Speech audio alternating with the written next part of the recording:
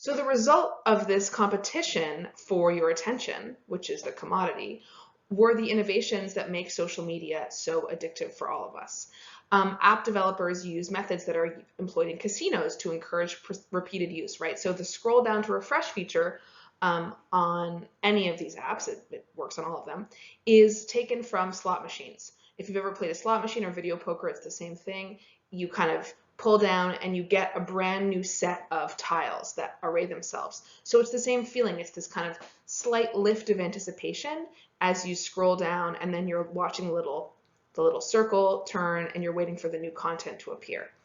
Also, different methods include tagging friends, which of course notifies your friends that they've been tagged, so now they have to come back and check. The like button, of course. And then even the brief wait while the app refreshes and about to show you new content, that is engineered to, like I said, kind of create this slight anticipation where you're waiting and you're looking forward to whatever is new.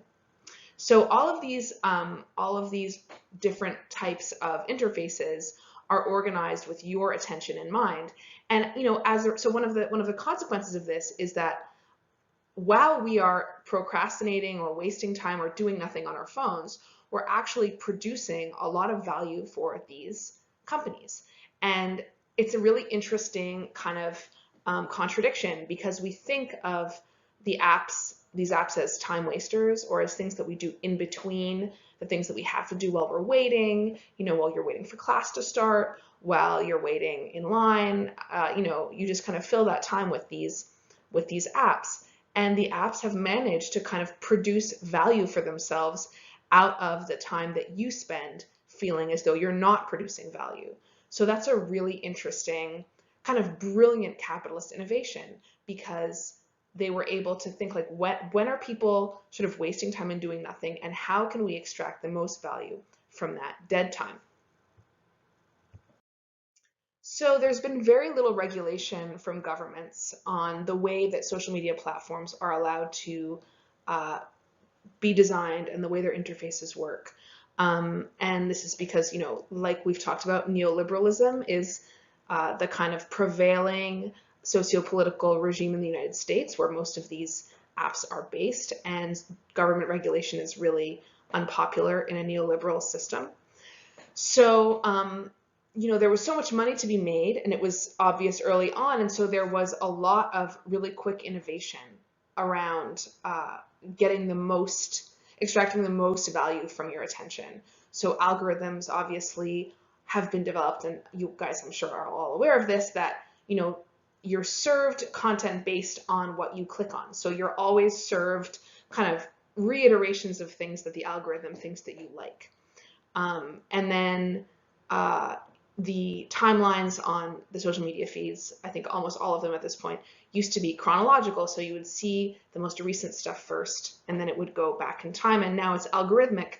So you see what the algorithm thinks you'll like or that you will engage with first. So it really changes your whole relationship to information.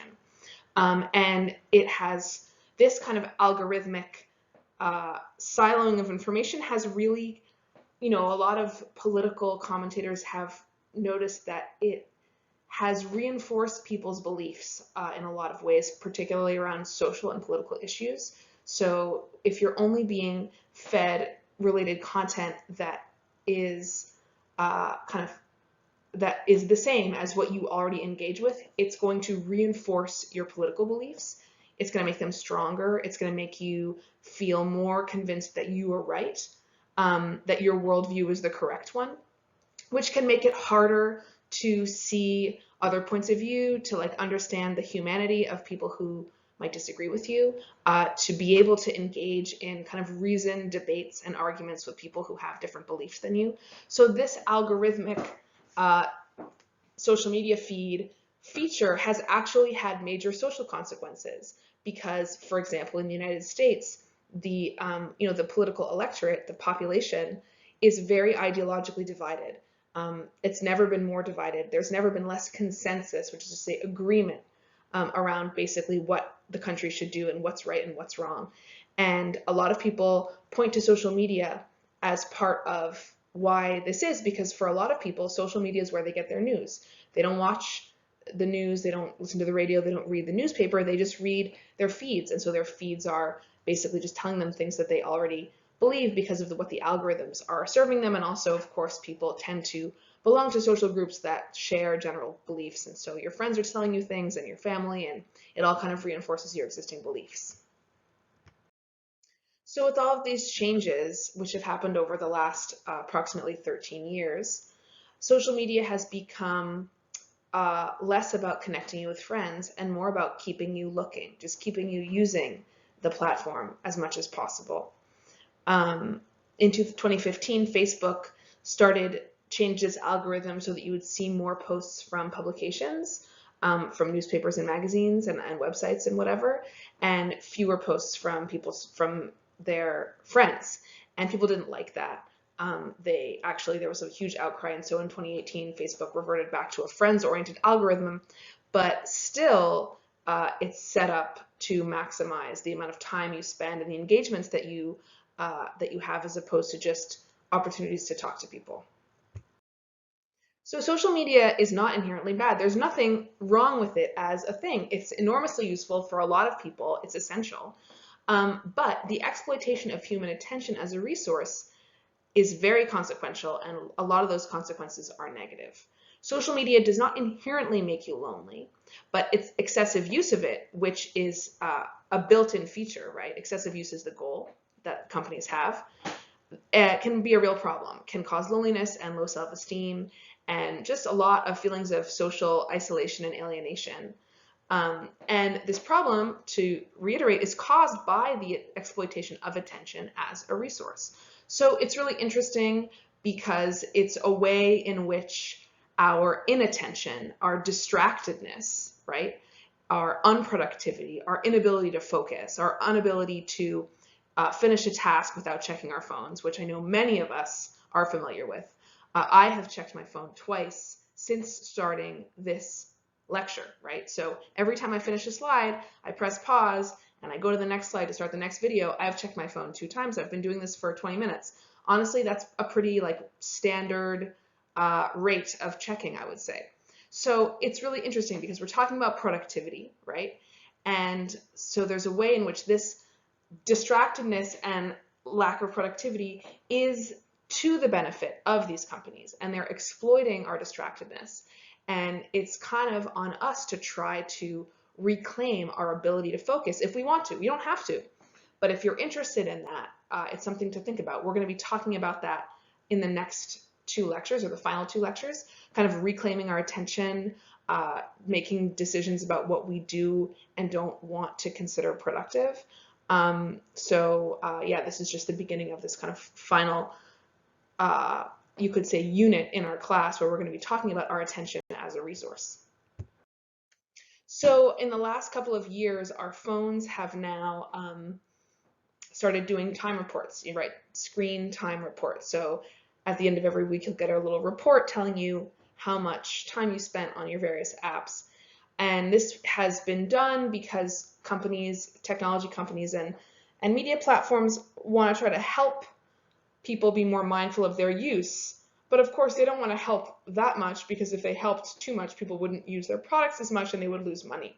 So they're really trying to kind of be essentially the cause and the solution, which is, not ever going to work. Is there an effective way to help people spend less time on social media? I think that's an interesting question that I'd like you guys to think about, and we'll discuss it, I think, in the Zoom. And should people really care? Is social media use so bad? I'd really like to hear your thoughts about this. This is going to be this week's reading response. Basically, just talking about your thoughts on it, whether or not it really is a problem. Yeah. People now spend a lot of money to go on retreats where you can't use your phone and there's no internet access. Detox retreats are now an industry in and of themselves. So now this new form of productivity that people are trying to capture, which is to say attention away from your phone, is becoming its own commodity. Capitalism never stops commodifying, right? If there's a resistance movement to a capitalist model, capitalism will then try to turn the resistance movement into a product in and of itself. So this industry relies on an addicted population in order to succeed. And this model is not especially effective.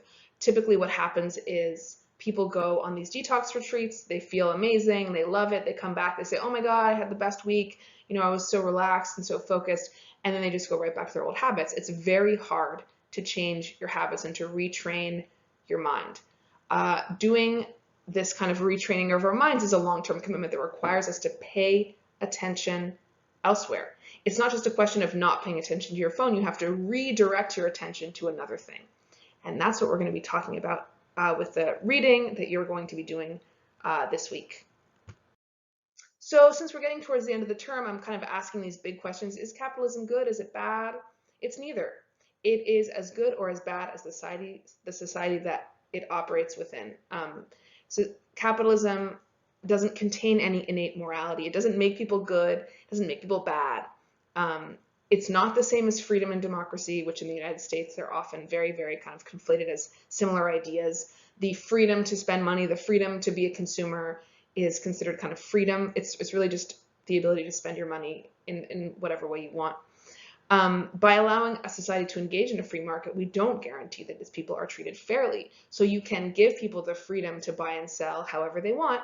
You can free up all of the regulations so that it's really kind of a social Darwinist place, and people just have to kind of compete to survive, and that's fine, but it does not guarantee that people will be treated fairly, and that's up to a society to decide how people are being treated. It's governments, that's laws, that's communities, right? And all of these institutions exist alongside capitalism and really operate on their own kind of moral frameworks. So that's it for this week. There is going to be a reading response about your thoughts on social media that I'm going to post on Leia, and there's a reading for next week. It's the first chapter of a book called How to Do Nothing by Jenny Odell, amazing book, and the scan is going to be up on Leia. Thank you and goodbye.